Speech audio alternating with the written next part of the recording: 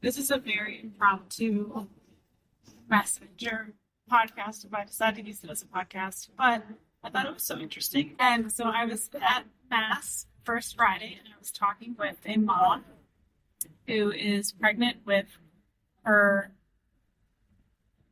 10th baby. So pregnant with her 10th baby. She has had 9 previous births, but one of them was a C-section. That number 2 was a C-section, and the rest were all vaginal births. And the reason the C-section was because baby stopped moving, so she opted to go in and they couldn't find a heartbeat. So she got an emergency C-section. Praise the Lord, everything is fine, and he is now 16 years old, but still scary situation for sure. But we were talking about, she's doing a month, and we were just chatting about like how she's feeling, how she's doing.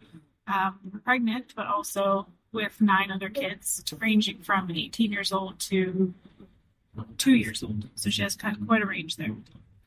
And she told me, she was like, Brigid, I don't understand why I'm so scared. I've done this how many times and I'm so nervous.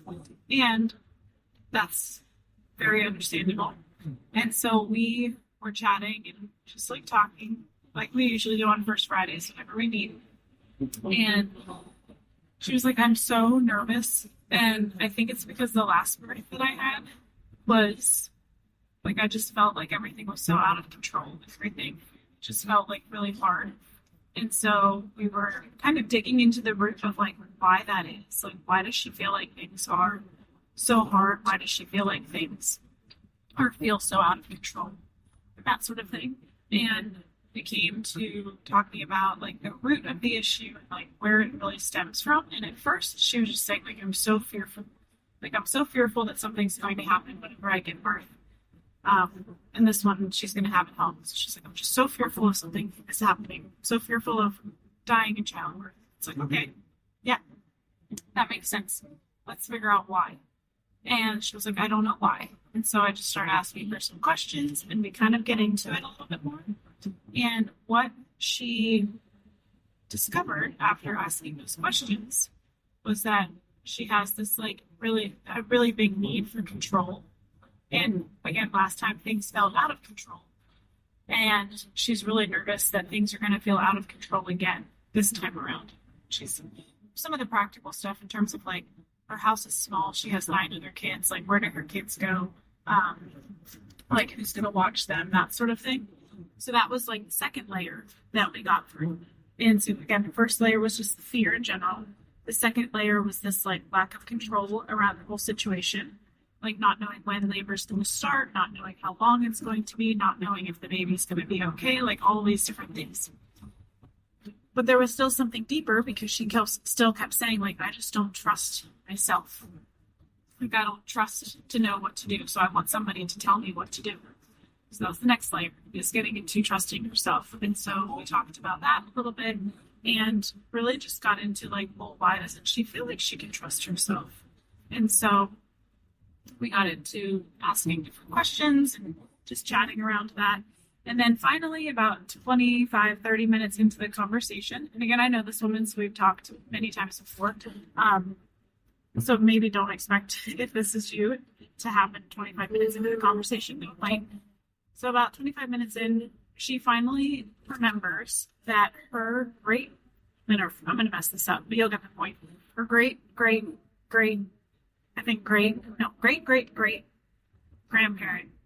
grandmother died during childbirth.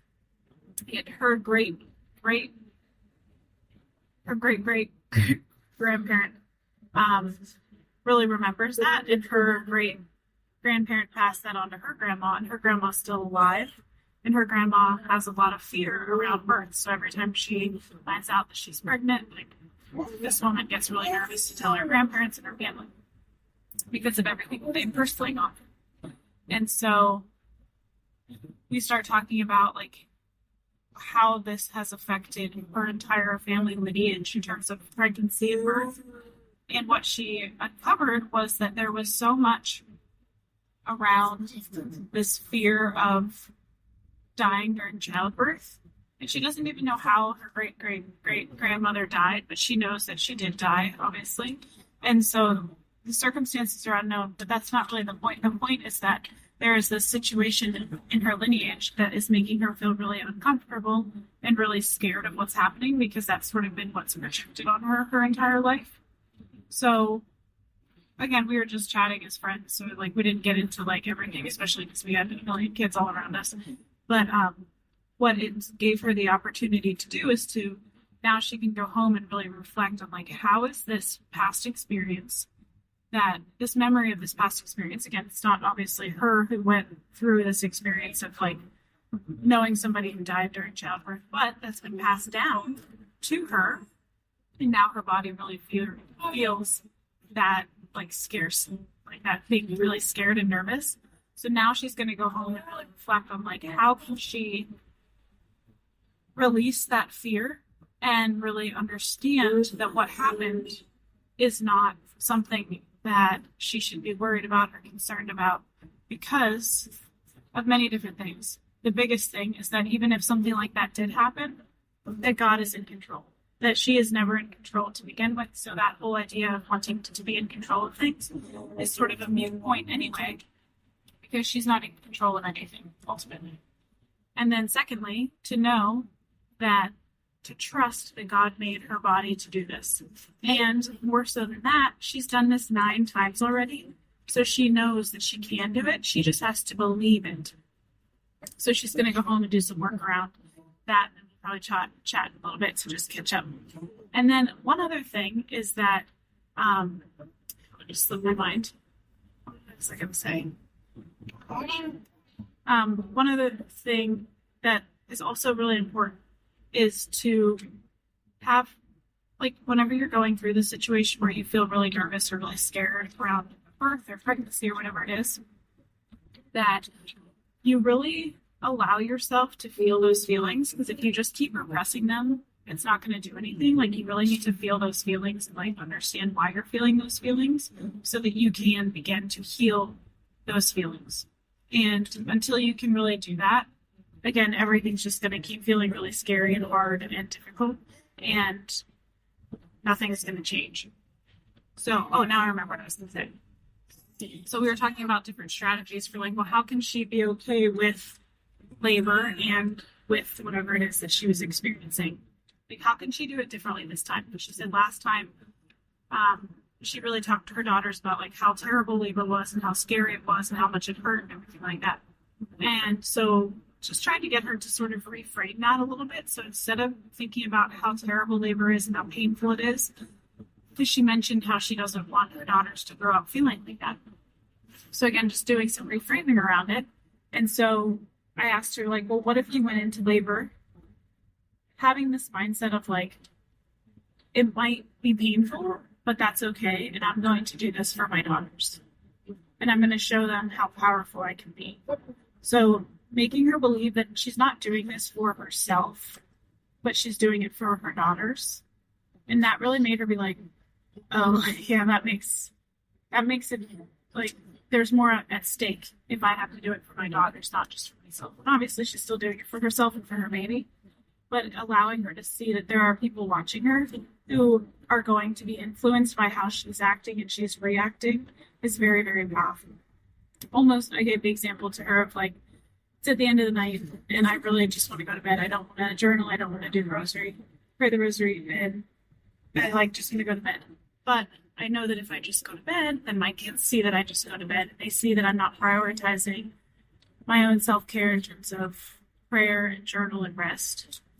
So I always do it for them, not necessarily for me. Now, I'm obviously benefiting from it as well, but if it was up to me, I probably wouldn't do it, but I'm doing it for them. So if you're ever going through something that feels really hard and really challenging, like, don't just do it for you.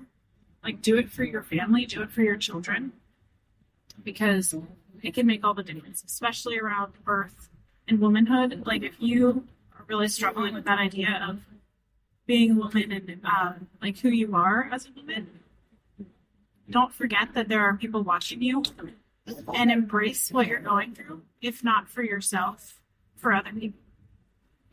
So I hope that this has helped you and given you a little bit of insight, especially if you are pregnant or hoping to be soon and nervous about labor and delivering. Like even a mom who's given birth 9 times is still nervous, and it's normal. It's just it's a calling for God to ask from God to ask us to really dive deeper into what is at the root of this fear and to just offer everything up to Him. So I would love to hear your thoughts on if this was helpful. And if you have any questions or comments, let me know. All right, have a wonderful rest of your day.